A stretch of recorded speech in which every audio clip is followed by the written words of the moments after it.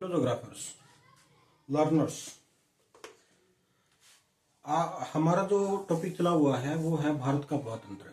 इसमें हमने मुख्य रूप से दो अपवाह तंत्र हैं, एक सिंधु नदी तंत्र है और एक आपका गंगा नदी तंत्र है। इसके बारे में स्टडी कर ली थी जो कि मुख्य रूप से पूर्वगामी अपवाह तंत्र के अंदर आती है। अभी जो हमारा टॉपिक है वह है दक्षिणी भारत की नदियाँ। और दक्षिणी भारत की नदियों की एक खास बात है कि दक्षिण भारत की जितनी भी नदियां हैं वह मुख्य रूप से आप ये मानो अनुवर्ती टाइप की है।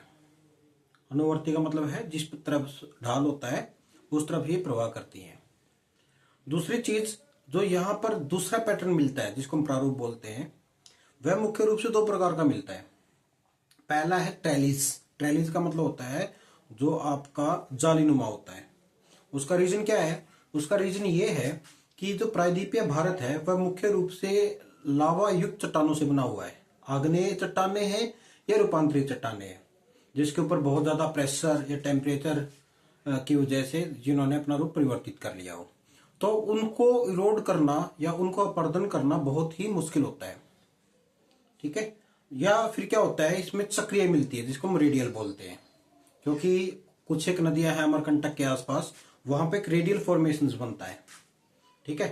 दो एक नदियां ऐसी हैं लगभग जो हम आज डिस्कस करेंगे जो आपकी पूरब से पश्चिम की तरफ बहती हैं, नर्मदा और तापी। उनका मैंने आप लोगों को पहले भी रीजन बताया था कि नर्मदा और तापी नदियां एक ऐसी नदियां हैं जो कि आपके रिफ्ट या भ्रंश घाटी में से बहती है। एक विंध्याचल, सतपुड़ा और अजंता, ये भ्रंश घाटियां हैं। तो इन भ्रंश घाटियों के अंदर से ये प्रवाहित होके उसके बाद अरब सागर में जाके गिर जाती है।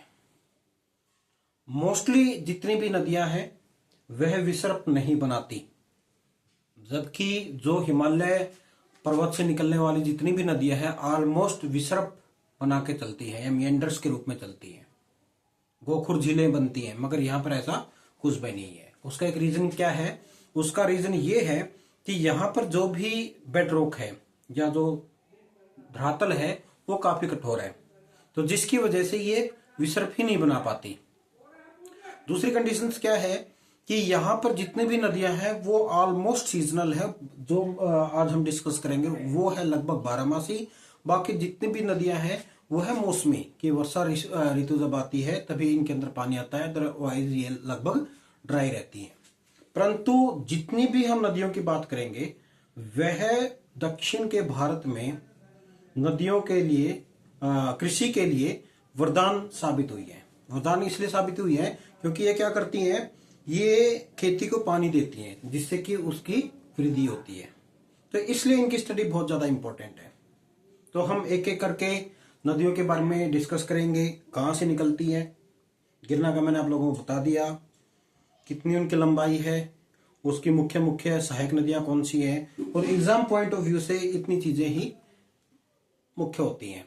कुछ एक इंपॉर्टेंट चीजें जैसे कि उसके ऊपर कोई बांध पूछ लिया जाता है या फिर वो कोई भी जलप्रपात बनाती है, उसके बारे में भी आप लोगों को मैं बताऊंगा। तो वीडियो को शुरू से अंत तक जरूर देखें। स्टार्टिंग हम करते हैं नर्मदा नदी से। नर्मदा नदी मैंने पहले ही बताया था कि यह पूर्व से पश्चिम की तरफ बहती है। अमरकंटक पठार है मैकाल श्रेणी के पास, वहां से इसका उद्गम स्थल है। उसके बाद यहां से निकलने के बाद लगभग 1312 किलोमीटर लंबाई तय करने के बाद यह अरब सागर के अंदर गिर जाती है। ठीक है, लगभग 1312 किलोमीटर के आसपास।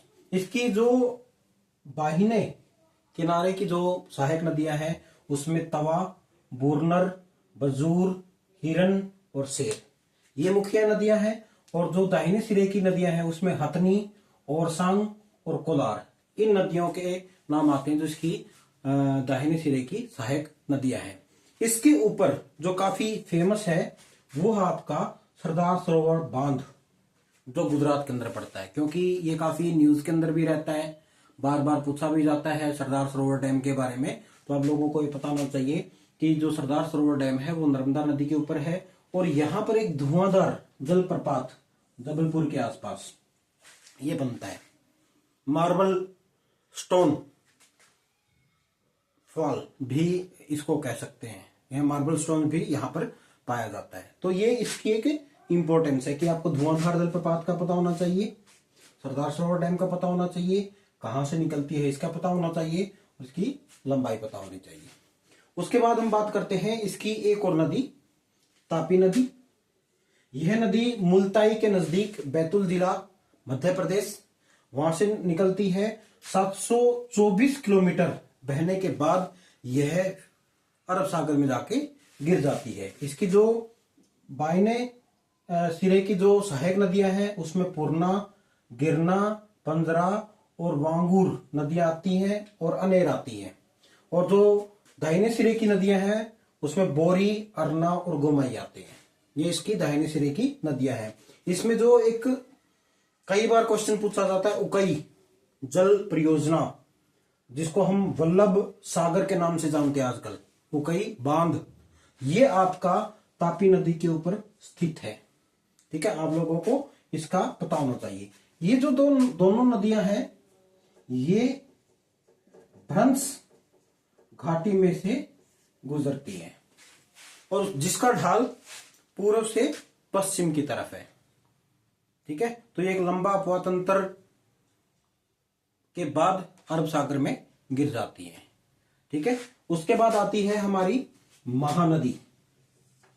जितनी भी आगे हम नदियों की बात करेंगे वो सारी की सारी पश्चिम से पूर्व की तरफ बहती हैं, जैसा कि इसके प्रायद्वीपीय भारत का ढाल है, उस ढाल के अनुरूप ये बहती है। जो कि सिहावा जो पहाड़ियां हैं, धामतारी जिला छत्तीसगढ़ के अंदर, धामतारी जिला छत्तीसगढ़, सिहावा पहाड़ियां या सिहावा चोटी उसके से निकलती है। निकलने के बाद लगभग 851 किलोमीटर की अपवाह क्षेत्र को सिंचित करते हुए यह बंगाल की खाड़ी में गिर जाती है।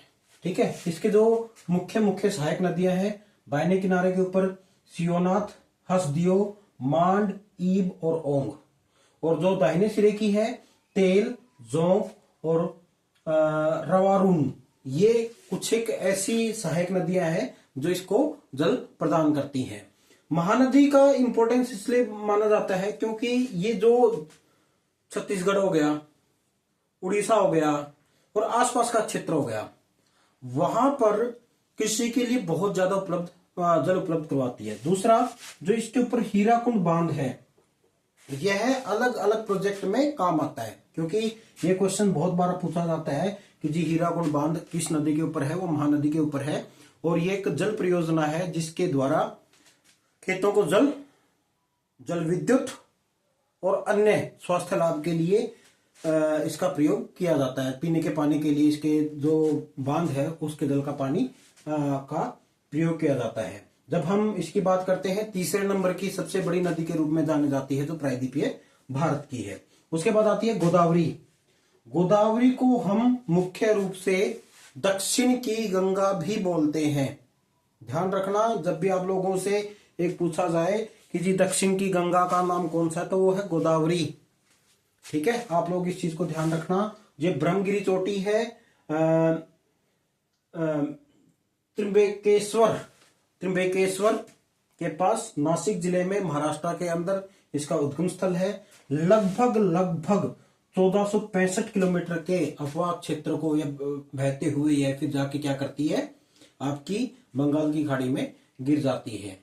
यह दक्षिणी भारत की सबसे लंबी नदी है, इसलिए हम इसको क्या बोलते हैं, दक्षिण की गंगा बोलते हैं। जिस प्रकार से हमारे यहाँ पर गंगा का एक महत्व है, तो सेम कंडीशंस में जब आप दक्षिण में जाओगे, दक्षिण भारत में गोदावरी का भी लगभग सेम इंपॉर्टेंस है। इसकी जो मुख्यतः सहायक नदियां हैं जो बायने किनारे पर है, परवारा, मंजीरा, इंद्रावती और परनीता। परनीता दो नदियों के मेल से बनी है, एक है वर्धा और एक है वेनगंगा। तो आप लोगों से ये क्वेश्चन बहुत बार पूछा जाता है, वर्धा और वेनगंगा किसकी सहायक नदियां हैं, तो आजकल इन दोनों को मिला के परनीता के नाम से इनको जाना जाता है। उसके बाद है जो दाहिने किनारे की है पूर्णा, पेनगंगा और साबरी, ये मुख्य इसकी दाहिने सिरे की मुख्य सहायक नदियां हैं। इसमें पोलवर्म प्रोजेक्ट है इस नदी के ऊपर, सेम कंडीशंस इरिगेशंस के लिए, इलेक्ट्रिसिटी के लिए और जल की सप्लाई के लिए इसका प्रयोग किया जाता है।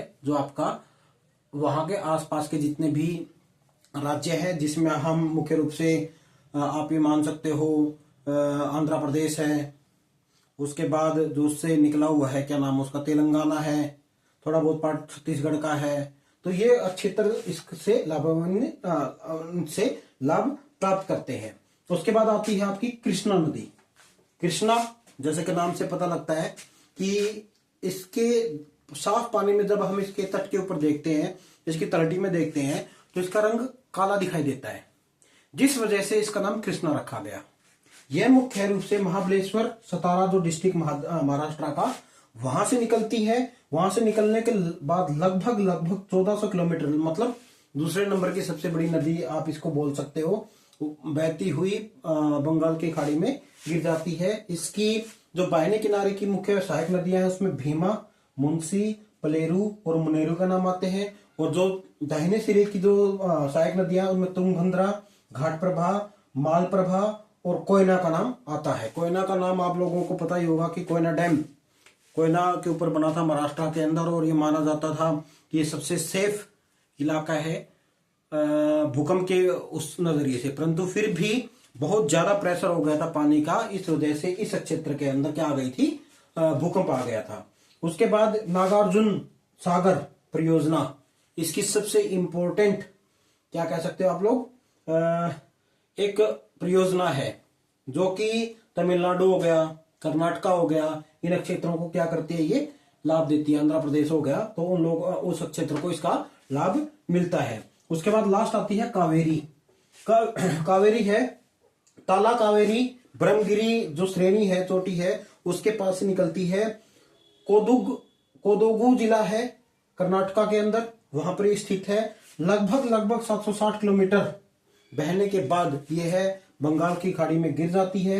इसकी जो दाहिने सिरे की जो मुख्य सहायक नदियां हैं वो हेमावती, सिंसा, अर्कवती और हनागी ये है। और जो दाहिने किनारे की है काबिनी, अमरावती और न्योल, ये नदियां हैं वो दाहिने किनारे की क्या है, सहायक नदियां हैं।